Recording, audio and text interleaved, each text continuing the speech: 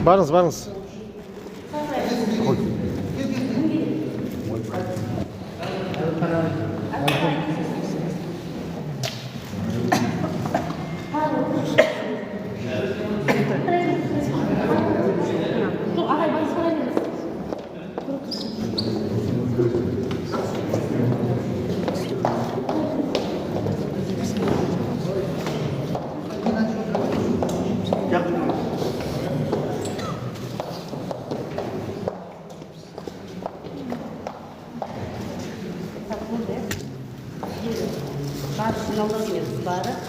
Қайырлы күн, құрметті қонақтар, ауыл ағалары, ауылымыздың азаматтары, ел азаматтары, Сағыз орта мектебіне қош келдіңіздер. Сіздермен жүздесіп отырған қазір Сағыз орта мектебінің ұжымда 94 техникалық қызметкеріміз, педагогикалық қызметкерлеріміз бар. Соның қазіргі таңда 70-і жұмыста жүр. Енді әлеуметтік демалыста жаңағы ақыс күн алып кеткендері бар, денсаулығына байланысты демалыста педагогтарымыз, қызметкерлеріміз бар. Енді осы ұжым түгелге дерлік 90% осы жерде қатысып отыр демалысқа.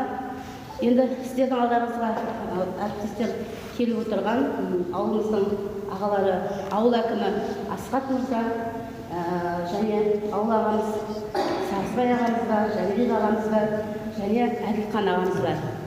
Бұл кісілердің негізгі мәселелері осы мектептің атауын Тобанияз Әлниязұлының атына беру. Бұған дейін бұл тақырыпта сіздерді таныс деп ойлаймын. Енді тынышталайық, сәл тыңдайық бәріміз. Бұл енді ойланбайтын, тыңдамайтын мәселе емес. Бәріміз құлақ қойып тыңдайық, жүрекпен кәдімгі дұрыстап түсінейік.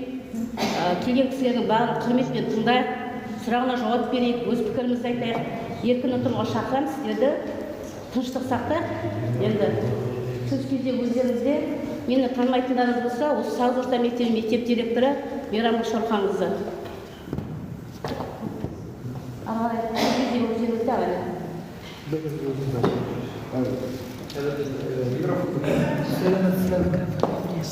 Енді баршаңыздар көздеріңізді ашып, көкіректерің ояу азаматсыздар, білім алған, орта білім, жоғары білім алған, орталау білім алған. Енді Тобанияз Әлниязұлы туралы мен қысқаша айтып өтейін. Тобанияз Әлниязұлы бұл күрделі тұлға. Осы уақытқа дейін бұл тұлғалар есебінде жоқ болып келді. Себебі оның күрделілігі сол, ол қызыл кеңестік жүйеге де қызмет етті, оның бер жағында қазаққа да қызмет етті.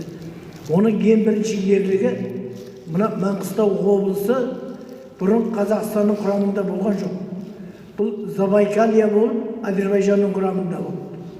Сол Забайкалья облысын сол кезде қайта КСРО-ға шығып, осы қазақтың жері, мынау қазақтың елі болу керек деп, Забайкалья облысын бірінші Қазақстанға қосқан адам Тобанияз. Екінші оның үлкен ерлігі 1000 адайдан сарбаз жинап, Түркменстанға барып, меморандумға отырып берді. Түркмендермен. Бір-бірімізді шаппаймыз, бір-бірімізді тонамаймыз, қарақшылық жасамаймыз деп. Міне осындай үлкен ерлігі бар. Ал оның бер жағында ол кеше кеңестік жүйені жақтай тұра. Ол Жангелдиннің отряды Каспий теңізі арқылы келіп, түбекке түседі. Сол кезде Симашко деген үлкен жазушы бар, Қазақстанның халық жазушы. Соның романы бар, осы Тобанияз жөнінде. Сол Жангелдиннің отрядын түбектен қарсы алып, адайдан 1000 түйемен бүткіл қару-жарағын, алтын ақшасын Шалқарға жеткізеді. Шалқарда бронзерлердің отряды Ташкентке қарай теміржолдың бойымен соғысып тұрады. Сонымен сол әскердің жеңуіне, кеңестік жүйенің орнауына барынша көмектескен тұлға. Ал оны күні кешеге дейін біздер ол 29 жылы ұсталып, 30 адаммен менің бойында, жемнің бойында, 30 жылы атылып кетті. Халық жауы ретінде. Оның сүйегі мүрдесі Алматыдағы Азтем деген үлкен завод бар, ауыр машина зауыты, соның астында жатыр. Бұл мектеп ашылған кезде Жауғашты Нәби бастап келіп, осы мектептің атын беру жөнінде ұсыныс айтқан. Сол кезде мына Қызылқоғалық өздері сияқты кейбір азаматшалар түсінбей туу туралы куәлігін сұрайды, мемлекеттік марапатын сұрайды. Мына көшеге, мекемеге ат берерде сондай мәселелер болу керек. Былтыр Ахмет Байтұрсыновтың 150 жылдығы болды. Тіл білімінің негізін салушы қазақ туралы. Сол Ахмет Байтұрсыновтың 150 жылдығына бізде Рашида Қавимовна Мүрсәлиева деген зам болды, бір Торғайдың қызы. Сол осы мектепке Ахмет Байтұрсыновтың атын берейік деген инициатива көтерді. Аноматикалық комиссияда соған жалып қарсы шыққан мен. Жоқ, бұл мектепке ат таңдалып қойылды. Халықтың сұрауы бар деп, сосын сол Тобанияздың атын осы мектепке беру үшін бізде тізім болады аноматикалық комиссияда. Бұрын 300 адам еді, қазір 500 адамға жетті сол тізім. Сол тізімге енгізу жөнінде біз ұсыныс хат жібердік республикаға, аноматикалық комиссияға. Сонымен ол келді, бекіп тұлғалар іспегісіне енгізіліп тізіміне. Ал бұл Тобанияз сонан қазір осы тізімде тұр, тұлға ретінде, қайраткер ретінде. Бұл қазаққа бір кісіде еңбек сіңірсе, осы Тобаниязда еңбек сіңіру керек. Оның туған жері мына Буракөл, Қоңырауылдың қасында. Ал ата-анасы мына Алпанада жатыр, әке шешесі. Мына Алпана деген үлкен қасиетті жер. Біздің тарихшыларымыз, біздің оқытушыларымыз Алпананың бұл Адайдың пантеоны болған кезінде. Ағатай болысы, мықты-мықтылардың бәрі осында жатыр.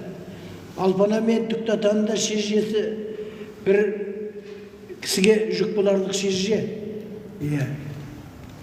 Сондықтан осы елдің тарихын, жердің тарихын біліп, сол елден шыққан азаматтарды ұлығылау бүгінгі біздің ұрпақтың парызы.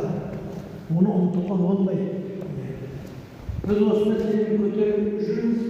Бұның біліміз әр жағынан сонда әмендіға, Жауғашты Нәби, Жауғашты Үміттің әкімге қатысынан сол мәселені біз сіздердің алдыңызға келдік. Десе, қоғамдық кеңесте мақұлданды, ардагерлер кеңесінде мақұлданды.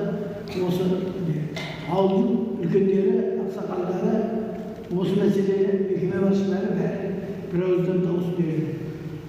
Бірақ ұжымның пікірі бір үшін қажет. Сондықтан сіздердің алдыңызға келіп отырған мақсатымыз осы мәселені қалдырмау. Ол Тобанияз жөнінде Марат Бәйішевтің 2 топтық романы бар. Сосын Тобанияз қыстауы деген Тәжібай Жалаев деген ағамыздың марқұм қайтыс болып кетті. Оның үлкен кітабы бар. Сосын ойрандалған Адай даласы, Түркия саясат сойқаны деген кітаптар бар. Бұларда да ғалымдар жазған. Осыларда көптеген Тобанияз жөнінде. Ол түгіл осы өзіміздің сағыз мұнапұлдасының тұрғы Закарияда осылармен бірге шақшақ дейді. Осындай тарихы бар. Сондықтан біздер осы қарарларыңызға өткізіп, қалай болса да Тобанияз осы өзінің туған жерінде, туған елінде артықтауы қойып, мұны басқа ел артықтай, басқа жерінде ойлауға болмайды. Маңғыстауда бұл Қарағаш қалаларына бұл сол не жәрдемі ол комиссар деген артық көрді. Рекомның төрағасы. Оны 28 жыл рекомнан түректе 29-да шарты жүрді. Қалды жүрді. Осында күрделі тұлға. Оның ұрпақтары бар негізі осы.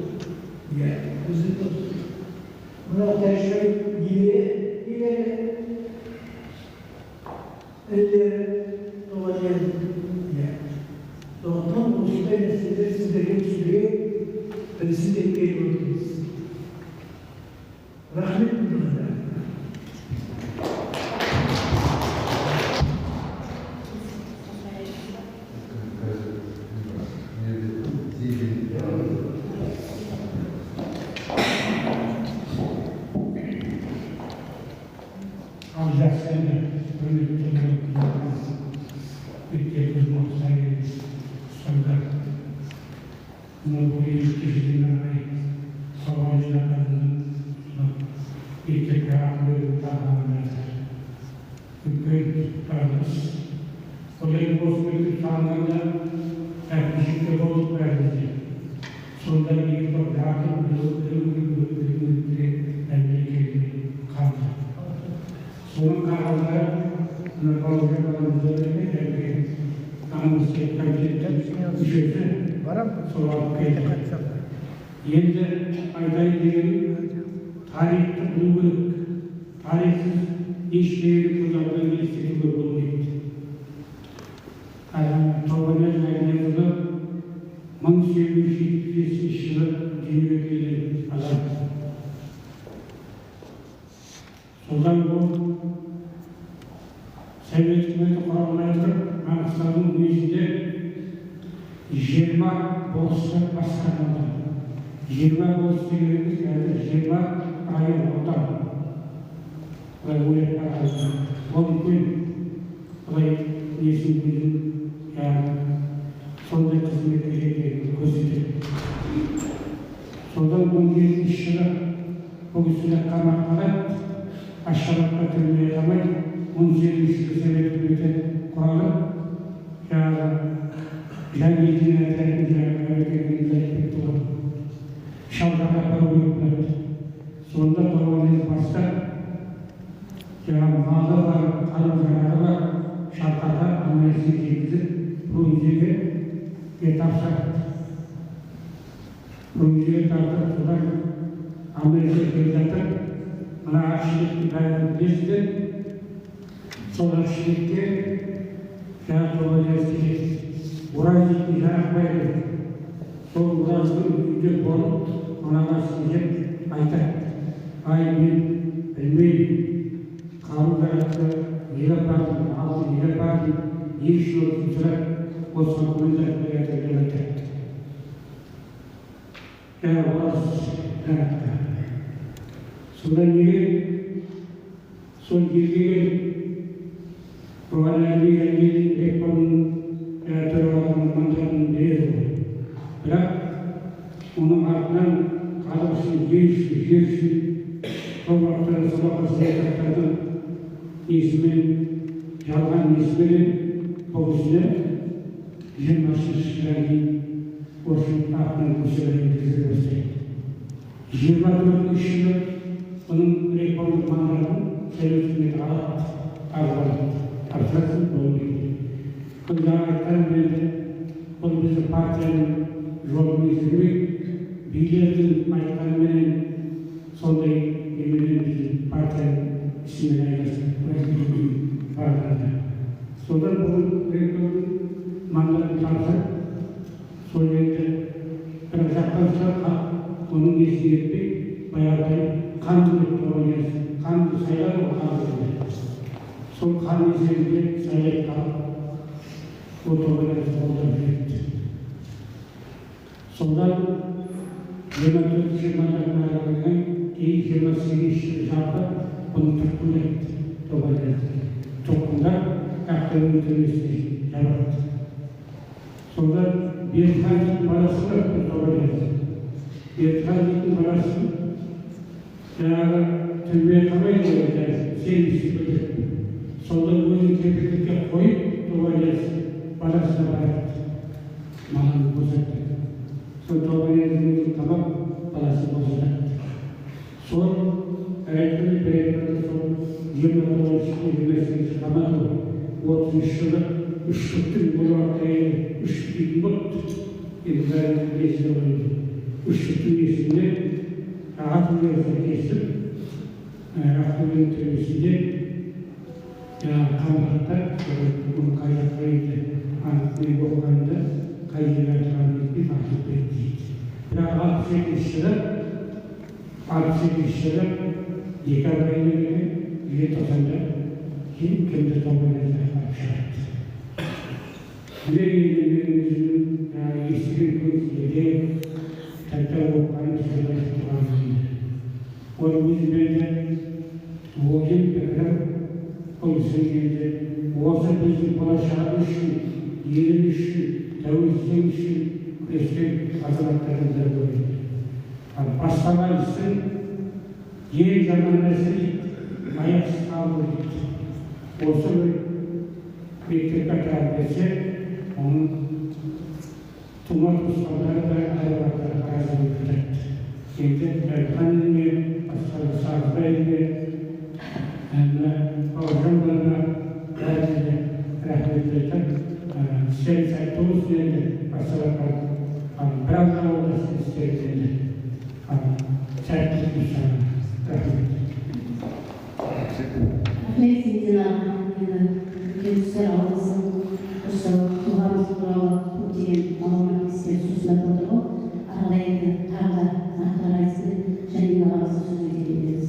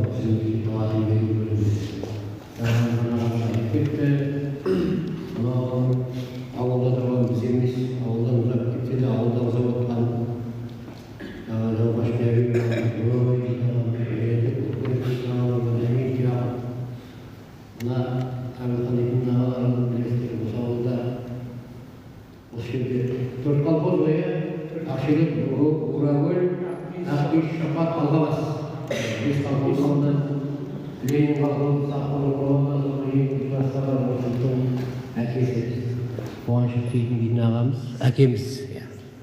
Әбекең бүгінде демалыста Қазақстан Жазушылар одағының мүшесі, белді азамат. Яғни мына тапсырманың сондай осы жұмыстың сондай рухани, керекті, саяси негізгі мәні бар екенін сояқтан келіп отыр.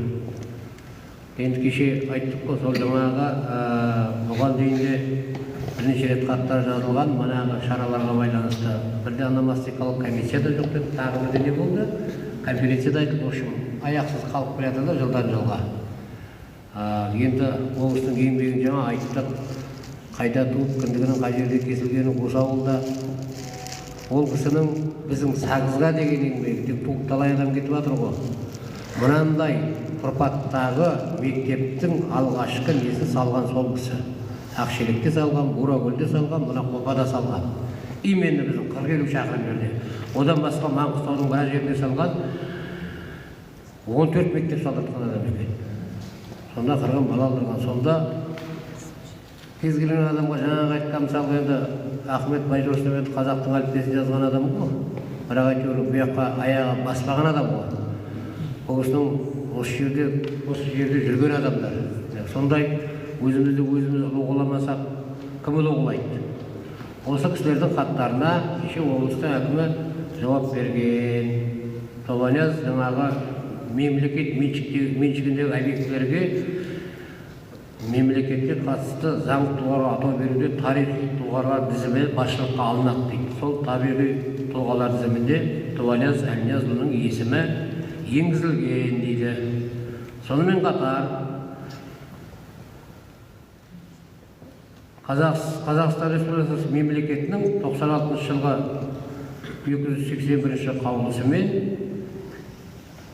мемлекет меншігіндегі объектілерге атау беру тәртібі сол заңды тұлға, яғни сіздер мектептің жалпы жиналысының қолдауында керек екен. Кеше қоғамдық кеңесте жиналыс болды, бәрі бір ауыздан қолдады. Сол жерде ардагерлер кеңесінің біраз адамдары отырды, олар да қолдады, 2 протокол болады. Сосын мына жерде 2018 жылы 16 қарашада осы мектептің протоколы бар екен. Онда да міне қол қойылған, Өтепберген мен Ермағанбетова дейді. Өтепберген жиналыстың төрағасы, Ермағанбетова хатшысы деп. Бірақ жаңағы айтылған себептерменен бұл шегеріп қалып қойды. Енді биыл сол Тобаняз Әлниязұлының 1875 жыл туған, 1930 жыл атып кеткен. Бас аяғы 55 жаста. 55 жастың кадрын осы кісілер біледі, ең соңы мен білемін. өзі 50-ден кейін жыл сайын туған күнің келген сайын әлсірей бересің да, пока білінбейсіңдер бе. Сондықтан 55 деген бұл өте өзінің дер шағында атылып кеткен, бірақ соған дейін қандай еңбек сіңірген, осы елге қандай еңбек сіңірген. Сонымен қатар сол Тобанияздың тікелей ұрпақтары осында кенже жетеді. Именно Тобанияздың ұрпақтарының бәрі жаңа айтқан Жаңабай Тәжібай Жамаев дейтін ағамыздың арғы отыр көк балдары бар, немере інілері бар, Тырыштың балдары бар. Үкібай дейтін. Солар тікелей ұрпағы. Яғни Әлниязды Маңғыстау еліне ме, Түркменстан еліне ме, Алматы еліне ме, бірақ оның кіндік қаны атанған, тұқымы алған, және тұқымы жайылып өсерде өсіп жатқан азамат. Сондықтан ол Сағыздағы ең ірі саяси тұлға деп айтуға толықтай біздің құқымыз да бар, және таласуға да тұратын нәрсе. Осыған байланысты біздер сіздерге келіп отырмыз. Жаңа бекем айтқан, осы жерде тарих пәнінің мұғалімдері бар, мұғалім дейтін білесіңдер, ұстасыңдар, баланың тәрбиесі. Бір Семейдің келіншегі Нақатқа тұрмысқа шығып, Атыраудан келе жатырып, оңай атаға тоқтайды, Байбақты атаға тоқтайды, сендерді ата көп екен деп айтады. Сосын сұрамаймын Нақаттың жігіттері, сендерде Сығылда ата жоқ па деп, Семейдің бар деп айтады, кім десе Абай ата деп айтады. Сол айтқан әркімнің өзінің мақтанатын тұлғасы бар. Кім шықты ауылда тарихи тұлға дегенде, мына Торғай бетінің адамдары әлі күнге дейін Әліби Жангелдин мақтанады. Сонда біз сол Әліби Жангелдиннің аузына су тамызып, Каспийден тонау шалқарға апарған сол осы даламен өткен, осы ауылдың үстінен өткен. Сондай осы бүгінгі біздің мынау болашақ отырған жерімізге еңбегі бар адамдар ғой. Бас аяғы 55 жас атылып кеткен. Сондықтан әркім өз отырын өз қасиет дегенде өзіміздің жерге, өзіміздің перзентіміз былайша айтқанда. Соған сіздердің алдарыңыздан бір хабар естіп, Құда түсуге келгенде болып келіп отырмыз. Шешім сіздерде, басқасын айтар қазір. Қарсы жоқ, қалыс жоқ. Сағыз ауылындағы оқы дедіңдер, мен оқиын тұрады. Солай ма сен? Мұғалімдер. Мұғалімдер ме, мына тех персонал ма? Сағыз ауылындағы Сағыз орта мектеп ұжымы жиналысында аталмыш мектепті қоғам қайраткері Тобанияз Әлниязұлының есімімен атау жөнінде бастамашыл топтың ұсынысы талқыланып, ұсыныс пікірлерді ескере отырып қаулы етеді. Сағыз орта мектебіне қоғам қайраткері Тобанияз Әлниязұлының есімін беру туралы ұсыныс енгізілсін. Сағыз орта мектебіне қоғам қайраткері Тобанияз Әлниязұлының есімін беру туралы ұсынысты қолдап бекіту сатысы бойынша Қызылқоға ауданы әкімдігінен, Атырау облыстық ономастикалық комиссиясынан Қазақстан Республикасы премьер-министрінен сұралсын. Жиналыс төрағасы У.К. Ғабилов, жиналыс хатшысы Ж. Ермағаметов.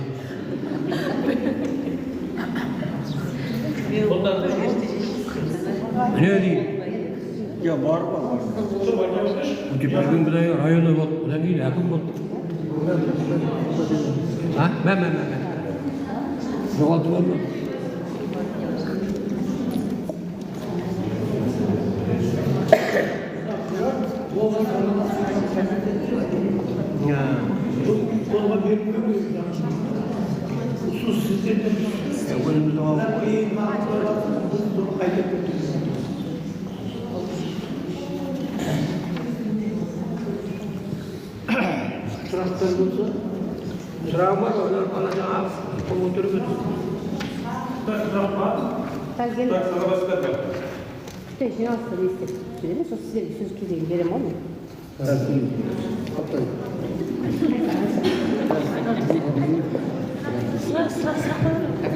Басқа сөйлейтіндерің жоқ па келген ағалар?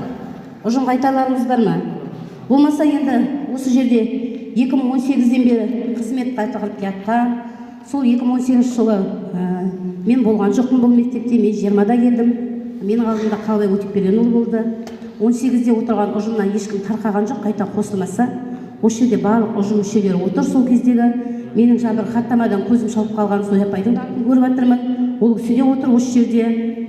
Енді әріптестер, өздеріңіздің берген хаттамаларыңызбен таныстырып отыр, қол қойған кісілерді айтып тұр, міне жерде хат қолда тұр, мінекей. Енді манадан тыңдағандарыңыз бойынша, енді осы Сағыз өңірінен шыққан арғы тарихы терең Тобанияз Әлниязұлы туралы жақсы сіздерге ақпарат берді. Енді ары қарай бұл жиналыстың өзіміздің әріптестерімізден, осы жерге қатысып отырған педагогтардан, біздің қызметкерлерімізге сөз кезегін берейік, өз ойларын талқылап айтсын. Мен осы ұжым не айтса, сол шешімге өзім қосыламын. Ұжымыммен біргемін. Сондықтан ұжым мүшелерінде жаңа Асхат мырза тұрып жатты, Асхатқа берейік. Ассалаумағалейкум. Ағалар, әкелер. Тобанияз ағамыз жатқан жер жайлы болсын, иман жолдасы болсын. Соны қозғап жатыр екенсіз, атамызды жақсы. Оның да тарихы бәрін оқып түсіп біліп жатыр. Осы бір аптаға 10 күн бұрын хабарлама жетті мектепке, сондай болады деген. Содан бері осы мектепте жұмыстың бәрі тоқталып, көбі сол әңгіме жүріп кетті. Шыны керек, бермейміз оны деген. Барлық жерге шақырсақ 95% мен мониторинг жүргіздім, әдейі. Қалай болады екен деп 95% келіспей отыр. Сағыз дейтін атағымызға бір берілген мекеме екен. Сағыз атағы ашылғалы. Сағыз мектебі деген. Бұл мектеп барлық жерге Сағыз орта мектебі дейді. Атырауға барсаң да Сағыз орта мектебі ме деген тарихқа уже енді бұл. Так, қарап отырсаң Мұқыр орта мектебі дейді. Ода екіншіде Мұқыр екінші орта мектебі дейді. Біз кейбір Жангел дейінге барып қалып жатамыз. Сыланып дейді. Қай мектеп? Білмей жатамыз, сөзісіне керек. Сосын қайшы ана мектебін қояды, қай ел? Жангел дейін дейді, Қызылту дейді, солай аталады. Мына Сағыз орта мектебі осы Сағыздағы ең үлкен мектеп. Жангелде мектеп қандай мектеп екенін білмейсің? Жоқ, енді сол біле алмай жатырмыз да. Мысалға біздер Сағыздан барсақ, бір жерге барсақ, мысалға Атырауға барсақ, Сағыз орта мектебі келіп дейді. Осы Сағыз орта мектебімен біз Қазақстанға танылып жатырық қазір. Сағыз деген атағы. Сағыз дейтін осы неміз атымыз қалса екен дейміз.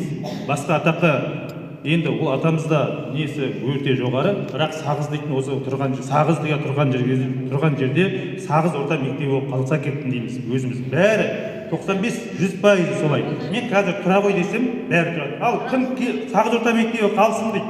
Ал тұра қойыңдаршы. Міне, мен осыны жүргіздім, біліп тұрмын сосын. Отыра беріңдер. Жақсы. Сондықтан да біздер енді қалай айтсаң, біреулер айтады 3 ай кешігіп қалады, зарплат дейді. Біз де зарплат өтерміз, кешігерміз, бірақ осы жерде бәрі қалтылдап жүрген адам 2 күн кешіксе зарплаттан. Бірақ біздер өзіміз 3 ай зарплат кешікпей 3 ай бойы болсын маған жалақысы қойма, әлі 5-10-дан бірақ соны айтылып келгенде жақша аға айтып тастайын, сосын берем. Сондықтан да солай келгенде көп айтты. Бізге ақшаға тұрған ештеңе жоқ. Осы Сағыз орта мектебі дейтін ұжым қалса екен деп. Солай, осы есіммен біздер Сағызды танытсақ деп.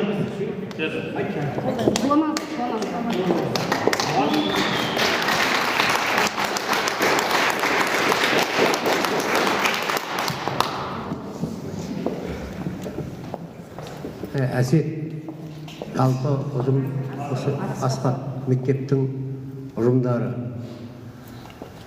Сағыз деген жақсы атақ. Мен де осы Сағызда тұрдым, сендерден бұрын тұрдым. Кез келген елдің Сағыз, Сағыз деген өзенменен айтылады екен. Әуелде біреу соқты, Сағыз КВН деген атағымызбен шығып. Сағызға біраз атақтар жиналып жатыр ғой, ол атаққа зацепить етпеңдер вообще. Бұл жерде басқа нәрсе тұр ғой, басқа нәрсе. Еліңнен кім шықты? Бірін-бірін атып атқан тентек балдар шықты деп айтасыңдар ма не? Давай сөздің басына барайық үйде болса. Сендер неге түсінбейсіңдер?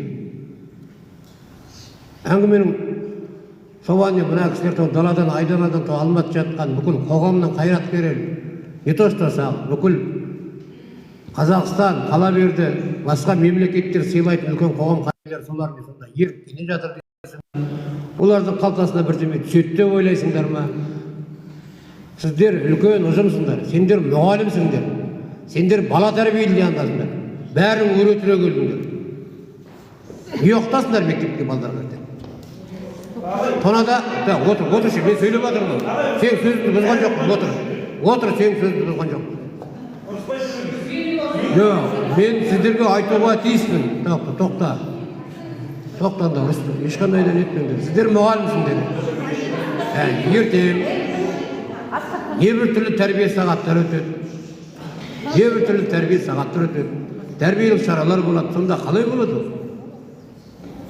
Ал сонда бір түйір саяси тұлғаға сағыз деген атымыздан айырмаймыз деп қимайсыңдар. Сонда адамда патриоттық, рухани сезім қайда? Сол себетін сіздер ғой. Қалай болады сонда? Мнениеңді айта бер, тұратшы енді. Мнениелерді көрдік қойған, түгіл шығып осындай. Әріптестер құдай сабыр сақтайық, ағайдың пікірін тыңдайық, біз ұстазбыз. Сосын енді қазір ағай айтып болғаннан кейін ұрыспай айту керек па, ұрысып айту керек па, өзіміз тұрып айтамыз, құдай сабыр етіңіздер. Тыңдап алыңыздар. Ал соған келіп отыр, біз сіздерге ұрысуға, керісуге келіп отырғанымыз жоқ. Мына үлкен кісілер келіп отыр, ардагерлер, кеше бүкіл елдің үлкен ауылдың ақсақалдары бәрі де ой болады деді. Ал енді сіздер жас коллектив, кілең жабдасыңдар, алдарың 50-ден енді сағатқа боларсыңдар. Сондықтан қолдау керек. Ал жаңағы әңгіме, зарплат, тағы басқа. Мен де бәлем мемлекеттік мекеме басқарған адам 3 рет өзгерді. Бас аяғы бір жетеде бітетін шаруа ғой. Бүгінгі протоколмен барады, бұйрық шығады, сонымен ұсыныс түседі, ана компьютерде бәрі теріліп тұр, сағылдан тоболез ауыстырады, юстицияға тапсырады, юстициядан қолыңа қағаз аласың, болды, казачейство, налог, бас аяғы по законодательству әрекеттегенде 10 күн. Одан қорықпаңдар. Ал енді бір шалдың атағын беруге енді білмеймін, бәрің отырып. Мен позицияларымды түсінбедім. Жердің аты керек болса, сағыздың аты Қарақияқты. Ол да бар. Ал сондықтан енді мұғалімдер кезінде Әбіш Кекілбаевтың айтқан сөзі бар еді. Қазақ тілі мемлекеттік тіл болмай, Тұрар Рысқұловтың мемлекеттік тіл болмай, Әбіш Кекілбаев мемлекеттік тіл болмай жатқанда келгенде жан-жақтан келген осы жерде бірнеше ұлттың, ұлыстың өкілі бар. Соның бәрі қазақтың қолтығында өсіп, өніп, аман қалып еді. Сол тілде нан сұрап жеп еді.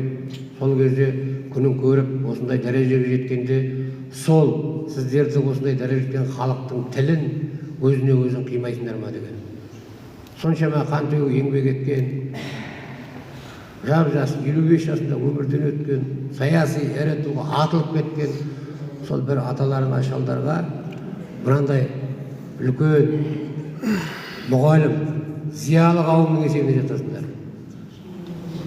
Сіздерге үлкен бұл серт. Ал. Тағы кім әріптестер сөйлейік, енді сөйлеуге болады енді, ағайдың пікірін тыңдадық қой, кім сөйлейді?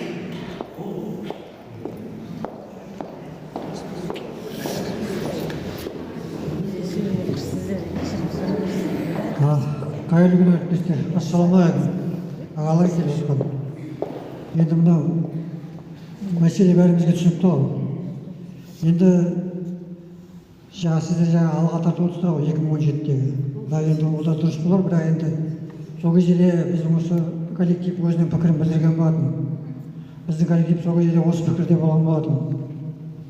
Енді менің өзім ойымды айтатын болсам, мен де осы Сағыз орта мектебінің өз атауы қалғанын қалаймын.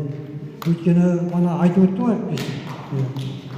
Қалай болғанда да өзі елімізді мына тұратын ауылымыздың аты Сағыз.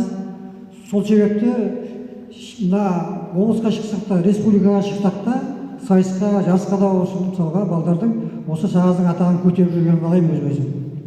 Сағыздың атағын шығарып жүргенін қалаймын. сондықтан мен бұл әріптестердің пікірін қолдаймын. Ал енді сіздер аса қатты айыпқа бермеңіздер.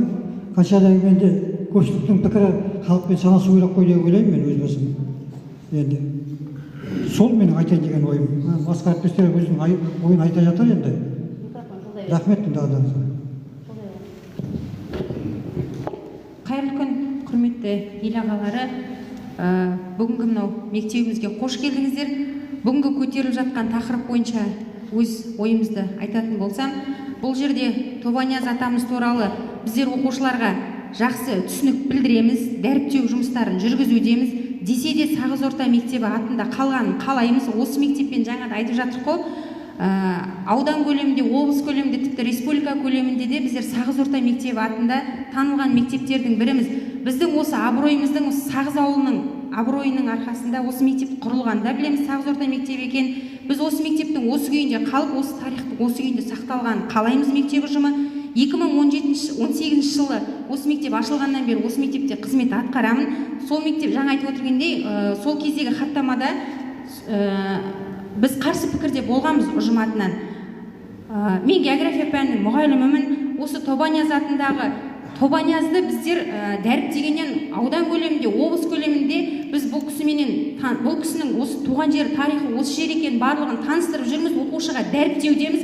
Жаңа айтып жатсыздар ғой, қандай мұғалімсіздер деп. Біздер мұғалім болған кезде қандай мұғалімбіз? Біз бала санасына теріс пікірді білім беріп отырған жоқпыз. Біз дұрыс пікірде білім, дұрыс көзқарастар, білім беріп отырған ұстаздардың біріміз. Біздерге қарай қарсы пікірде болмаңыздар. Біздер оқушыларға өз тәжірибемізбен, өз өнегемізбен үлгі болып келе жатқан ұстаздарымыз осы мектепте. Бірақ біз осы мектептің атауын осы Сағыз орта мектебі күйінде қалғанын қалаймыз. Мектеп ұжымы бір ауыздан қолдайды деп ойлаймыз.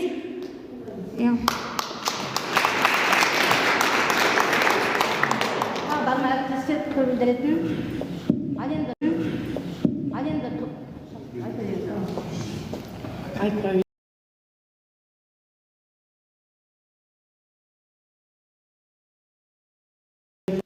Біздің жаңа новый мектебімізге енді осы мектептің атауын айта алмаймын енді. Мән жатыр ол жерде ауылдың ата осы мектепке кіргенде мен де осы бастап құрылғанда бұл мектепте болған жоқпын, еркінге де кірдім. Бірақ енді жаңада айтып жатыр ғой, Тобанияз атамыз деп. Жақсы пікірдеміз, жақсы ойдамыз, ол кісі жайында мағлұмат аламыз, біліп жүріп, естіп жүріп. Осы әйтеуір ұстаздық қызмет атқармасақ та, бірақ осы ұстаздардың жақсы пікірін естіп жатамыз. Шара ұйымдастырып жатады, айтылып жатады, барлығын есептеп жатыр. Бірақ енді осы ауылдың мектебі, ауылымыздың мектебі осы атауда қалса екен. Көп бала осы мектептің атағымен жақсы дәрежеге жетіп жатыр. Ал берілгенде жақсы шығар, әлі де біздің ауылымыздан мектеп салынады деп естіп жатырық.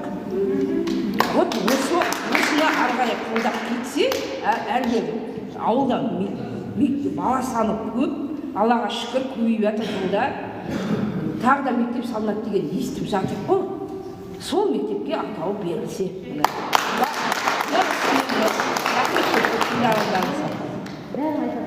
Енді әріптестер бәріміздің айтатынымыз осы тақырып қой деймін. Сағыз орта мектебіміз. Енді құрметті қонақтар, ауыл ағалары, енді келіп мектебімізге Тобанияз атамыз туралы, тарихи тұлға туралы жақсы ой пікірлеріңізді айтып бізбенен бөліскендеріңізге сіздерге рахмет айтамын. Мен де ұжым басшысымын, мен де тарихи тұлғаларды дәріптеймін, өзім де филологпын. Тобанияз атамыз туралы тарихи деректерді біз мұғалімдер шынымен де зерделеп, ғылыми жобаларға қатысып жүрген педагогтар. Мен кешегі сіздермен екі дүркін кездесуде де айтқан болатынмын, ұжымның алдында да айтып жіберейін. Жалғыздың үні шықпайды, жаяудың шаңы шықпайды деген. Мен мекеме басшысы болған менде мекемедегі отырған педагогтардың, қызметкерлерінде өзінің пікірлері бар. Мен ұжыммен санасамын, ұжымым я десе я, жоқ десе жоқ дедім. Сондықтан сіздерден кешірімді тағы да сұраймын. Ұжыммен біргемін. Енді осы Сағыз орта мектебінде қала берсін. Сіздерді бұл үшін ренжімейді. Ауыл азаматтары талайды көрген тарландар ретінде санаймын сіздерді. Және бұл өмір бұл мектеппен тоқтап қалған жоқ. Алда жаңа ұсыныс айтып жатыр, әріптестеріміз жаңа мектептер салынады деп. Бәлкім соның атына берерсіздер. енді ұжымның аты ұжым, қолдың аты қол, сондықтан мен ұжыммен біргемін. Енді ұжымым Тобанияз атын десе, мен Тобанияз атын бере беруге келісемін. Менің қолымда ештеңе тұрған жоқ, бір дауысқа тұрған. Жалғыз өзім бір дауыс көтергенмен, бәленбай дауыс көтеріп тұр ғой, енді көріп тұрсыздар ғой енді оның барлығын. Сондықтан жақсы түседі деп есептеймін. Рахмет сіздерге.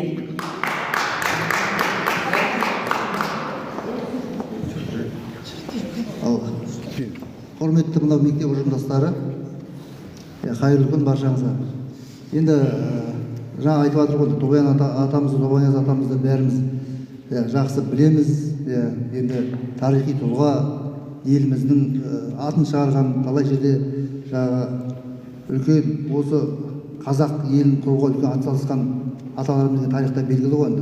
Енді жайда 1975 жылы туып, 30 жылы атылып кеткен. Соның бәрін жаңа есеп қылып айтты, өмірбаян. Енді мен де енді айтқан осы сіздерге келіп қатысып отырмын орталарыңызға, ауылдың әкімі болған жерде. Біз қалай болғанда ұжымның сөзін тыңдай деп келіп отырмыз. Бірінші сол. Содан кейін мәселе, кеше қоғамдастық болды үлкен. Осы кезекте осы ауылдың мәселесі қозғалды. Ол жерде 7 мәселе қозғалды.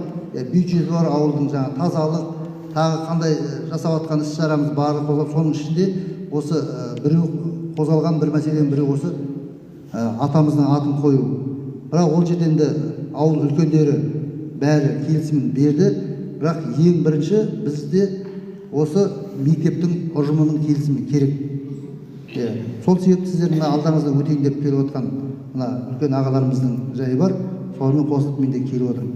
Енді сіздердің қолдауларыңыз болмаса, ол онда мен өзгермейді деп айта аламын. Солай қалады. Мен жаңа 2018-де хаттама деп жатыр, жаңа әңгіме ойым бөлініп кетіп жатыр. 2018-де хаттамада жаңа сөйлеген бір кісі кім Темірхан аға екен, хаттамада Зоя апай бар екен, осы жерде жаңа көзім бір шоғанда түсті. Сосын Асқар ағай бар екен, осы кісілер сөйлеген екен. Енді ұжымның қазір сол кезде хатшысы мінекей Жанар Тош, 20 метр Жанар ханым екен, сол кезде хатшы болған. Енді осы әріптестер енді сіздерден не болмасын деп таныстырып жатқан ғой. Жанар, пікіріңізді айтасыз ба, әлде осымен тоқтатылсын ба? Жеткілікті ғой, жеткілікті той. Тоқтатылсын енді. Рахмет, енді бізге қара көзбен қарамаңыздар, сіздер жақсы кетеді деп ойлаймын. Ағалар, ренжімеңіздер, алтын уақыттарыңызды бөліп келгендеріңізге рахмет. Бәріңізді, мен бәріңізді сыйлаймын енді. Солай, рахмет енді.